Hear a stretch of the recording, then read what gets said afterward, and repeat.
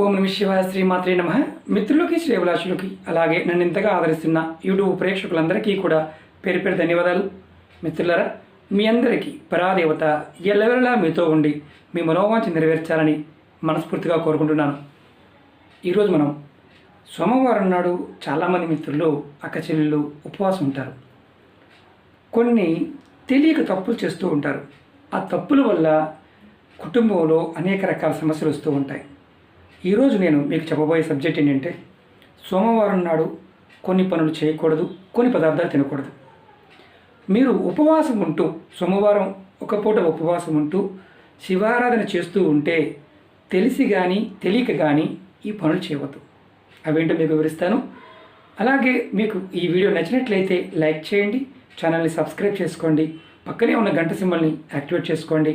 10 మంది మిత్రులకి మీకు నచ్చితే షేర్ చేయండి. అలాగే కొత్త ఛానల్ లింక్స్ కూడా ఇవ్వడం జరిగింది.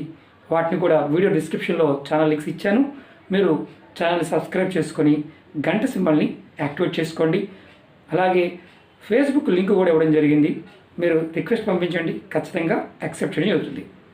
మీకు ఈరోజు ఎందుకంటే చాలామంది మిత్రులు అడిగారు, గురువుగారు మాకు సోమవారం ఉపవాసం ఉంటున్నాము, శివారాధన చేస్తున్నాము, విశేషమైన ఫలితం కలుగుతుందని చెప్తున్నారు. శివభగవానుడు త్వరగా వరమిస్తాడు, కానీ మేము రోజు చేస్తున్నామండి, పెద్దగా మాకు ఫలితం రావడం లేదు అని చాలామంది అడిగారు. ఎవరైతే మనం మామూలుగా సోమవారం నాడు ఒక పూట ఉపవాసం ఉండి ఆ రోజు కొన్ని పదార్థాలు తినకూడదు. ఆ పదార్థాలు తినడం వల్ల కూడా మీకు మీ కుటుంబంలో భార్యాభర్తల మధ్య, కుటుంబ సభ్యుల మధ్య గొడవలు రావడం జరుగుతుంది. అలాగే కొంతమంది భగవద్దూషణ కూడా చేస్తూ ఉంటారు. ఇది ఏమి ఇవ్వలేదని మీరు ఈ చిన్న చిన్న పొరపాటు చేస్తే సరిచేసుకోండి, ఖచ్చితమైన మార్పులు వస్తాయి. ముందుగా ఎవరైతే ఉపవాసం ఉంటారో వారు కొంతమంది ఉదయం లేచి గబగబా స్నానం చేయకుండా వంట చేస్తూ ఉంటారు. అంటే కుటుంబ సభ్యుల కోసం స్నానం చేయకుండా సోమవారం నాడు వంట చేయవద్దు. ఉపవాసం ఉన్నవారు మామూలుగా కూడా మనం కూడా అంతే.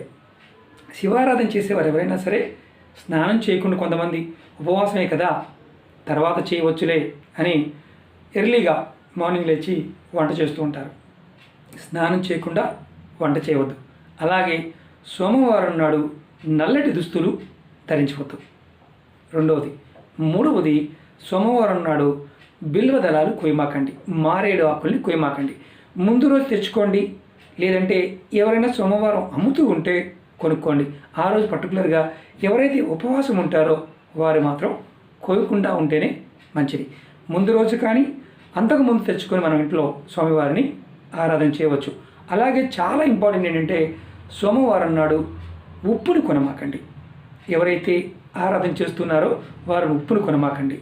అలాగే ఇంకొకటి మెయిన్ ఇంపార్టెంట్ ఏంటంటే, సోమవారం నాడు తెలిసి కానీ తెలియక కానీ మీరు ఎవరిని కూడా దూషించవద్దు, బూతులు తిట్టవద్దు. తిట్టడం వల్ల మీరు ఏదైతే ఉపవాసం ఉన్నారో ఆ ఫలితం మీకు రాదు. అలాగే కుటుంబ సభ్యులు బాంటాఫీలో కూడా తల్లిదండ్రుల్ని, మీకంటే పెద్దవారిని పొరపాటును కూడా దూషించవద్దు. ఉపవాసం ఉన్నవారు ఎవరైనా సరే, ఒక పూట ఉపవాసం చేస్తున్నవారు పర్టికులర్గా గుర్తుంచుకోండి, మీరు దూషించిన ఫలితం రాకపోగా మీకు పాపం చుట్టుకుంటుంది. ఈ విషయాల్లో మీరు జాగ్రత్తగా ఉండాలి. అలాగే ఏ పదార్థాలు తినకూడదో మీకు నేను తెలియచేస్తాను. సోమవారం నాడు పెరుగు తినకుండా ఉండాలి. మీరు గుడిలో పంచామృతాలు తీసుకోవచ్చు, కానీ పెరుగుని మాత్రం తినవద్దు. అలాగే వంకాయ తినవద్దు, వంకాయలు కూడా ఆ రోజు తినవద్దు. అలాగే ఎర్ర కందిపప్పు, దాన్ని కూడా ఆ రోజు వాడకుండా ఉంటే మంచిది. అంటే ఒక పూట ఉదయం ఉపవాసం ఉండేవారు కొంతమంది ఉంటారు, మధ్యాహ్నం భోంచేసి సాయంత్రం ఉపవాసం ఉండేవారు కొంతమంది ఉంటారు. మీరు ఎప్పుడు చేసినా ఈ పదార్థాలని దూరంగా పెట్టండి. అలాగే మీరు తినే పదార్థాల్లో కళ్ళు ఉప్పు, మన సముద్ర ఉప్పు ఉంటుంది కదా, గల్లుప్పు, దానిని పదార్థంలో వాడండి. మెత్తటి ఉప్పు కాకుండా కళ్ళు ఉప్పును వాడండి. ఖచ్చితంగా మీకు మంచి జరుగుతుంది. అలాగే సోమవారం నాడు మీరు వీలైనంత వరకు, అంటే ఆహార పదార్థాలు, మీరు పచ్చి పాలు తీసుకోకుండా ఉండాలంటే కొంతమంది పచ్చి పాలు తాగే అలవాటు ఉంటుంది. పచ్చి పాలు కాకుండా కాచిన పాలు తీసుకోవచ్చు, పళ్ళు తీసుకోవచ్చు, కానీ పచ్చి పాలు తీసుకోవద్దు.